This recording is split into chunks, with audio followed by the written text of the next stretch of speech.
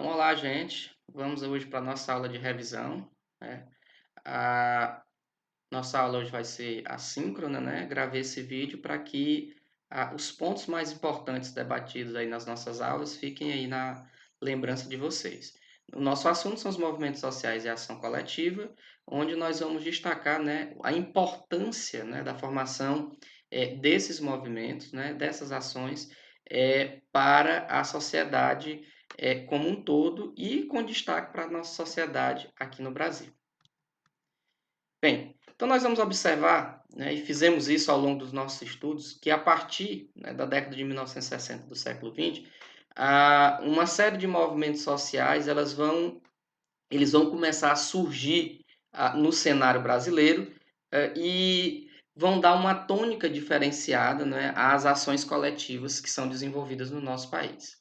É importante nós destacarmos, né, o movimento estudantil e o movimento feminista nessa época, porque eles, na sociedade ocidental como um todo, eles vão despontar, né? Eles vão ser referenciais de destaque, né, da força política, né, e da ação organizadora que esses movimentos eles têm no sentido de agregar e de lutar por pautas significativas relevantes a essas categorias.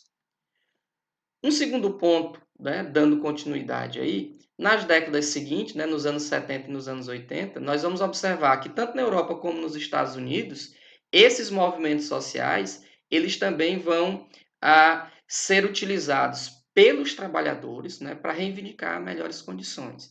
E aqui a gente frisa que essas condições não são apenas condições de salário, mas são condições de trabalho, né, que garantam uma qualidade, que garantam uma ação dentro dos espaços laborativos que se oportunize, né, melhores condições para que essas atividades elas sejam desenvolvidas.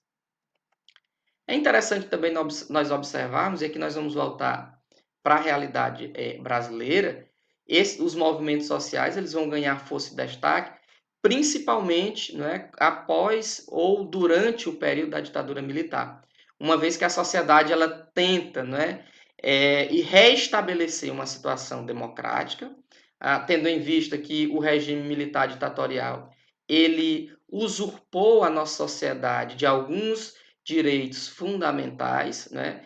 E dessa maneira a sociedade ela começa a perceber, né, que é necessário se lutar para que esses direitos eles possam, né, ser readquiridos e o espaço democrático ele possa ser reestabelecido. Então, esses movimentos eles foram impulsionados, né, aí na maioria das suas reivindicações. Por quê? Porque houve uma espécie de pluralização das agendas de reivindicações, ou seja, cada vez mais, né, novas perspectivas, novas ações, né, para a melhora da sociedade. Elas foram entrando na pauta dessas reivindicações. Né? A gente começa lá pela questão do direito à terra, né? Com a reforma agrária, depois com os movimentos pela melhora da educação nacional, pelos direitos sociais de liberdade, né, de expressão, depois pelos direitos de liberdade de sexualidade, enfim, pautas, né, vão sendo acrescentadas, né, à luta dos direitos sociais. E hoje nós vemos aí, né, uma luta muito forte, sobretudo com relação à questão do meio ambiente, né, as questões ligadas também aos direitos das mulheres, né, a luta contra a violência à mulher, ao direito, né, das crianças e dos adolescentes e das populações idosas. Então, é interessante que essas questões todas elas vão acabar se vinculando, né, tanto ao aspecto racial quanto ao aspecto de gênero, né, que são pautas que hoje também tem contornos expressivos na nossa sociedade. É só nós observarmos aí os últimos acontecimentos, né? O quanto, né, de crimes contra pessoas homoafetivas, né? O quanto de agressões por conta da questão racial, elas vêm acontecendo no mundo todo, né? E no Brasil não é diferente. Ainda se sofre muito com relação a esse tipo de violência. Bem, nós destacamos também a ênfase nas questões de cultura e de identidade, né? Também são elementos que vão nortear, né, a ação dos movimentos sociais, né, a luta do ponto de vista das coletividades, né? Principalmente para que essa cultura, né, ela possa ser vista, né, ela possa ser percebida e também seja um elemento que colabore, né, que identifique a sociedade brasileira. Então, os movimentos ligados a essas temáticas, eles também têm tido uma luta muito árdua, justamente para que se mantenha, né, ou que se valorize, melhor dizendo, essas ações dentro do cenário nacional. É interessante nós observarmos que a luta dos movimentos sociais, né, as ações coletivas, elas vão ter um impacto relevante sobre as políticas públicas. Afinal de contas, esse é um dos objetivos principais, né, dessas ações. Ora, se as políticas públicas elas não se voltam para o interesse, né, do coletivo, qual o sentido delas? Então é necessário que exista, né, ações, existam movimentos que fomentem, né, que coloquem na roda de discussão a necessidade de se elaborar essas políticas para que elas se desenvolvam e elas cheguem, né, a toda a população e cheguem do ponto de vista da qualidade, né, da sua expressividade. As ações coletivas e os movimentos sociais também refletem as transformações da sociedade industrial, né, para uma sociedade pós-industrial. Por quê? Porque nós observamos que os indivíduos, né, eles vão dando as suas contribuições, mas eles também vão se adequando às novas demandas, às novas realidades. Então, é necessário, né, que se haja, né, uma espécie de adequação, né, que se hajam sempre elementos de atualização para que os movimentos eles consigam chegar, né, lá no um aspecto que é definidor, né, que vai proporcionar, né, uma melhora para os agentes sociais, que vai produzir condições mais significativas para a população brasileira. Bem, então dessa maneira os movimentos sociais eles podem ser explicados a partir de alguns elementos. Então nós vamos enumerar algumas situações que colaboram, né, para que esses elementos eles possam ser percebidos dentro, né, dessa ação conceitual para os movimentos sociais. Então, primeiro, nós vamos observar, né, que há uma afirmação de que os novos movimentos sociais, eles evidenciam uma politização da vida privada, né? Uma luta não mais só por condição de vida, mas por qualidade e por estilo de vida. Então, quando a gente coloca politização, não é no aspecto da política partidária, mas a politização no sentido da ação coletiva. Então, hoje, além da melhora das condições de vida para a população, os movimentos também querem qualidade dentro dessas condições e querem que estilos de vida também possam ser garantidos, né, justamente para que haja um respeito entre todos os agentes sociais. Um segundo aspecto, ele está ligado à questão do que se produz, né, do ponto de vista da interpretação e da efetivação cultural dos movimentos sociais. É importante que esses movimentos eles sejam valorizados, né? É importante que esses movimentos eles sejam compreendidos e, sobretudo, né, eles não sejam confundidos, né, com ações político-partidárias ou com ações, né, de empresas ligadas ao capital, né, para que o que fique evidenciado de fato é a luta pelos interesses da coletividade. E o terceiro aspecto, né, é justamente o que se questiona, né, com relação às explicações deterministas e economicistas da ação coletiva. Então, é necessário que haja sempre, né, um contraponto a toda a política, né, econômica, né, a todas as determinações que acabam, né, por vezes, onerando demais a maioria da população e favorecendo uma minoria. Então, os movimentos, eles também têm essa condição. Quer dizer, como é que, por exemplo, no Brasil, a gente pode sustentar um discurso de que existe uma escola para rico e existe uma escola para pobre? Como é que nós vamos poder, no Brasil, sustentar um discurso onde um número muito pequeno de pessoas detém o maior volume de riquezas do nosso país, enquanto o restante, né, a grande maioria, aí, mais de 80% da população, tem que dividir, né, a outra metade daquilo que se produz e que se faz do ponto de vista econômico no nosso país. Então, os movimentos sociais, eles têm sim, né, essa importância ao questionar esses aspectos, né? É interessante, né? Os nossos políticos, eles não têm coragem de taxar as grandes fortunas, mas eles têm, né, todo um jogo de cintura, toda uma forma de tentar amenizar para a população, quando eu digo amenizar do ponto de vista do discurso, um aumento de impostos. Então, a população, a maioria da população, tem que pagar sempre a grande conta, enquanto aquele grupo pequeno, né, de pessoas muito abastadas, muito ricas, né, fica se favorecendo das suas situações de acúmulo de capital.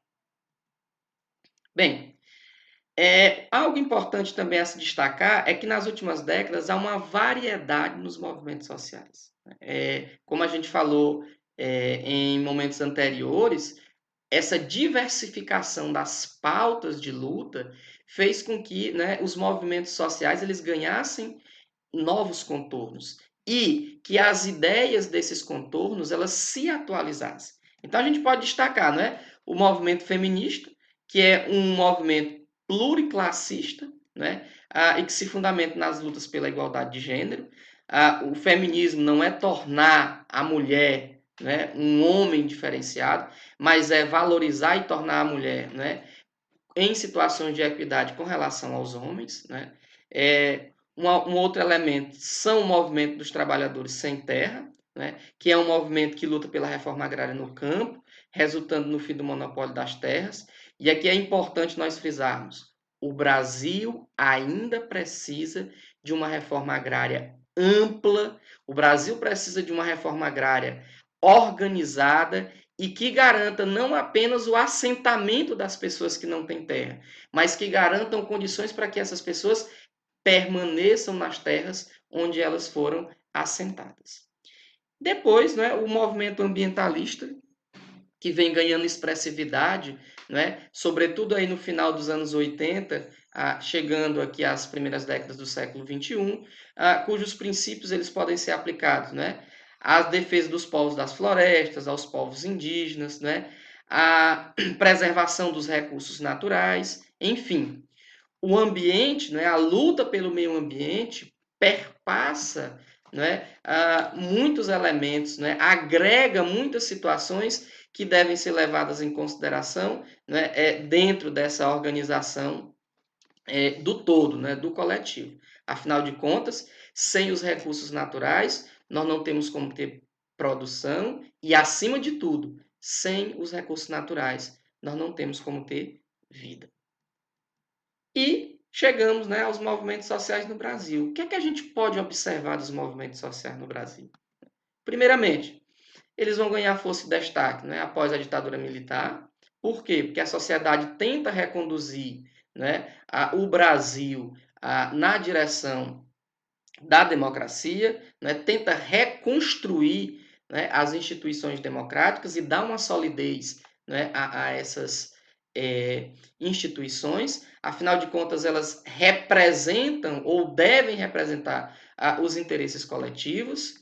Há também, né, o aumento no volume da produção agrícola, né, que não necessariamente vai aumentar o nível de renda e de emprego da população, aquilo que a gente colocava, né, os mais ricos sempre concentrando o maior volume de riqueza e os mais pobres sempre ficando, né, com o restante e tendo que dividir, né, esses restantes.